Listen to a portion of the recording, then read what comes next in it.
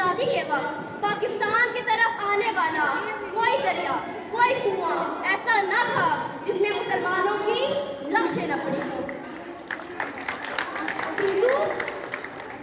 ہندو اور سکھ جو مسلمانوں کی عورتوں پر حملہ آور ہوتے، وہ اپنی عزتوں کو بچانے کے لیے دریاؤں اور کنووں میں چھلانگیں لگا دیا کرتی تھی۔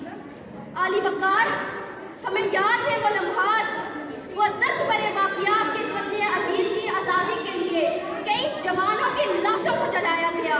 اس وطن عزیز کی آزادی کے لیے کئی ضعیف بوڑھوں نے اپنے کمزور کاندھوں پر اپنے جوان بیٹوں پہ لاشیں اٹھائے۔ علی وقار، تب جا کر یہ وطن عزیز حاصل ہوا۔ یہ وطن اسی طرح انہیں پلیٹ میں رکھ کر پیش نہیں کیا گیا۔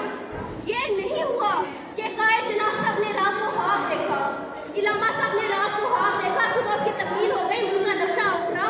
نہیں، بڑی محنتوں، کوششوں، جانوں کے نذرانوں کے بعد یہ وطن عزیز حاصل ہوا۔ علی وقار، افسوس، سخت افسوس کہ بانی کائی جناح صاحب کی آنکھیں بند ہوتے ہی میری اپنی سرزمین، میرے اپنوں کے لاشوں کے اخبار لگائے گئے۔ تیرا پرچم میرا پرچم کی آڑ میں اس وطن عزیز کا سب حلالی پرچم تو کہیں گم ہی ہو گیا۔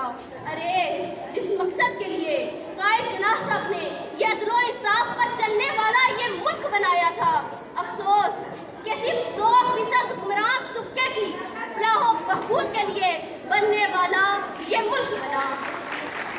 اور ہاں، پھر یہ وہ ملک بھی بن گیا جہاں اقتدار کے بھوکے بھیڑیے وطن کی بوٹیاں نوچ نوچ کر کھانے میں مصروف ہیں، جہاں صوبہ پرستی کی لالچ کو ملت کے گلے کا ہار بنایا جاتا ہے، جہاں رسول ہاشمی کے جانشین محراب و منبر سے زندہ پرستی کے گولے برسائے نظر آتے ہیں۔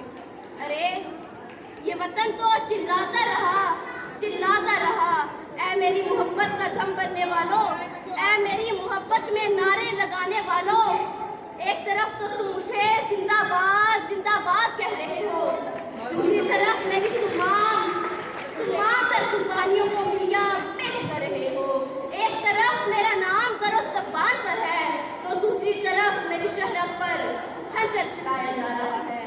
یہ وطن تو چلاتا رہا۔ اس اشار کے ساتھ اپنی تقریر کا اختتام کروں۔ اے وطن، کیسے یہ جھپٹے تیرے در و دیوار پہ ہیں، کس شکتی کے یہ تماچے تیرے رخسار پہ ہیں۔ اے وطن، یہ تیرا اترا ہوا چہرہ کیوں ہے، غرفہ و باب شکستہ میں اندھیرا کیوں ہے، درد پلکوں سے لہو بن کے چھلکتا کیوں ہے، ایک ایک سانس پہ تنقید کا پہرا کیوں ہے۔